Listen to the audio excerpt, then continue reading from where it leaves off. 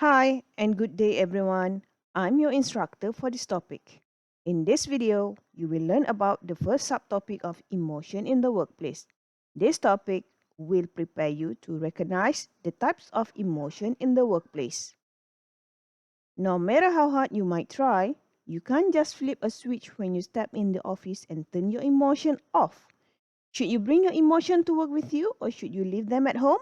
Especially if you have rough start your day. We want to start off by looking at the definition of emotion. So by definition, emotion is a physiological, behavioral, and psychological episode experienced toward an object, person, or event that create a state of readiness. So, emotion then is a feeling deriving from a person's circumstances, mood, or relationship with others. So based on the definition, we can identify five components to describe the emotion. They are episode or brief event, can direct towards something, psychological, physiological episode, and create a state of readiness. Shaver et al. 2001 described emotion in six primary categories. They are anger, fear, sadness, love, joy, and surprise. Anger can be particularly powerful emotion characterized by feeling of hostility, agitation, frustration, and antagonism toward others. Fear is a powerful emotion that can also play an important role in survival. When you face some sort of danger and experience fear, you go through what is known as fight or flight response. Sadness is another type of emotion often defined as a transient emotion state characterized by feeling of disappointment, hopelessness, disinterest, and damp mood. Love that encompasses a range of strong and positive emotional and mental states. Joy is a source, object, or cause of happiness or a delight. It is a highly pleasant emotion characterized by outward manifestation of gratification. And the last category is known as surprise. It is another one of the six basic types of human emotion. Surprise is usually quite brief and is characterized by a physiological startle response following something unexpected. Next, there are two features of all emotion. They are degree of activation and affect or evaluate that something is good or bad. The figure on the slide shows the second flag of emotion model. Based on the model, there are two dimensions of emotion. Firstly is activation and secondly is evaluation. The foundation of the second flag of emotion model is, for example, fearful. Based on the model, fearful is a negative emotion that generates a high level of activation. Another example is relax. Based on the model, relax is a pleasant emotion that has apparently low activation. Now that you have learned and get some idea about emotion, let's talk about the linkage between emotion, attitude, and behavior. So, what is the connection between emotion, attitude, and behavior? Before we link all the three elements, let's first identify the definition of terms. Emotion has been identified and defined previously.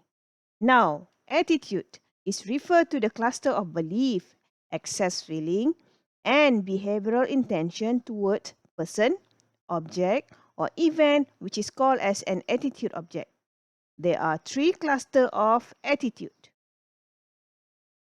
Belief, which refer to established perception about the attitude or what you believe to be true.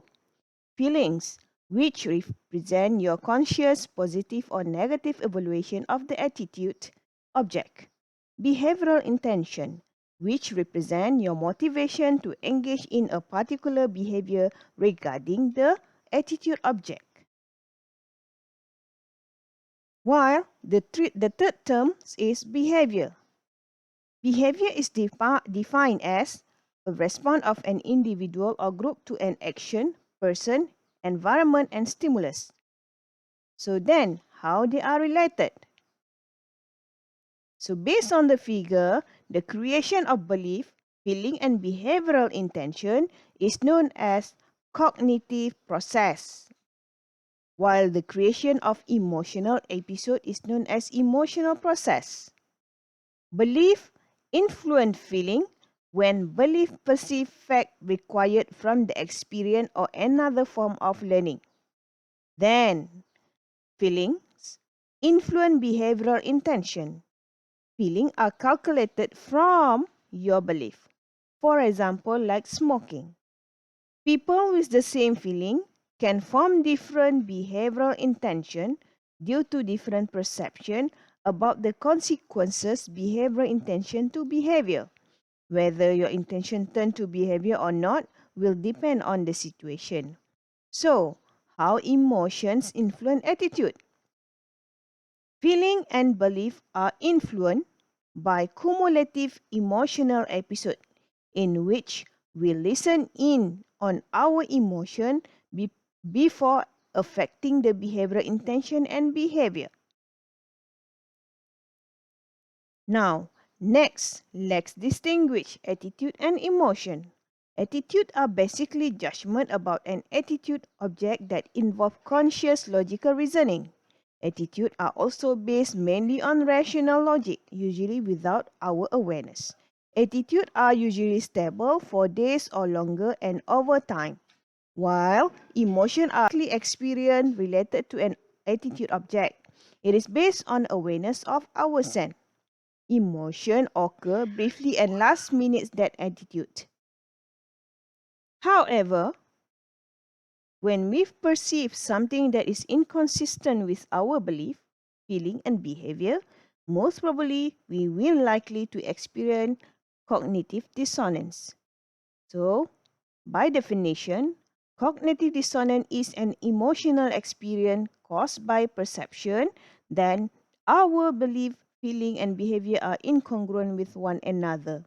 This inconsistency generate emotion, for example, hypocritical that motivate us to increase consistency. It is easier to increase consistency by changing feeling and belief rather than change our behavior. So for example,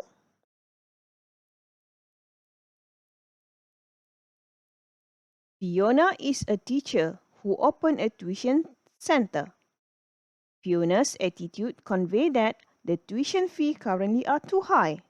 However, at the same time, Fiona's behavior convey that the tuition center need money to improve the facility. Here, the cognitive dissonance occur when there is inconsistency between Fiona's attitude and behavior. As a result, Fiona tried to resolve the cognitive dissonance by give reasoning to the behavior. Last but not least, what you need to know is the relatedness between emotion and personality. So personality features are associated with individual differences in daily emotion life, such as negative and positive affectivity. Here, emotions are partly determined by a person's personality, not just workplace emotion or experience. Positive and negative emotional traits affect a person's attendance, turnover, and long-term work attitude in the workplace. Here we go. Thank you for working hard in understanding your lesson today.